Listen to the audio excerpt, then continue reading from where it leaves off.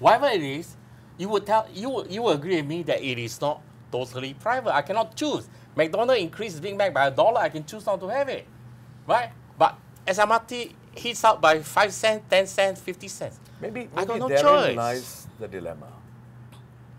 We have a hybrid. Yes. We have a confused situation. And maybe the problem really is about expectations.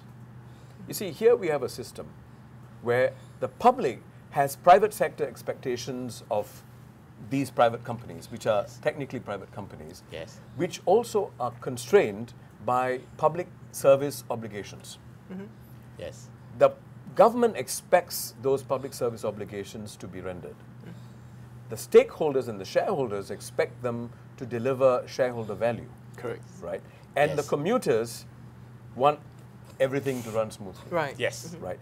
So it is probably the problem is, perhaps the problem is with the setup. Yes, no, I completely agree with that. And the reason why I agree is that these are regulated monopolies. And any time you have private companies in an environment where they're regulated, right, to be honest, the responsibility is actually on the government or the regulator to set the terms and conditions appropriately so that they deliver value to the, to the public, right? But I disagree with the idea that the private companies should be socially responsible just because they are regulated monopolies. So if you have a problem with the companies, to some extent, it reflects an issue with the contracting or the model that they're under rather than with the incentives of the company itself. In other words, I want to say basically let companies be companies, let them do what they need to do to earn profits, but if you want to make them more responsible, you have to actually construct a contract or a system whereby they're forced to be responsible. But the contract is already implied by giving you the social license to operate as monopolies. Monopolies, by definition, are inefficient enterprises. No, right? in the case of public transport, monopolists are efficient actually because of the economy of scale. But anyway. But they keep saying that I'm losing money. I'm doing this. I'm not delivering. I've delayed. Yeah. I'm overcrowding. Overcrowding due to what? Not because suddenly the population shoot up, but because the failure of strategic planning. Now, that came out in the investigation report 2 years ago. But they're losing money because they lose money on their operating system, right? Okay, they lose money on train and bus operations.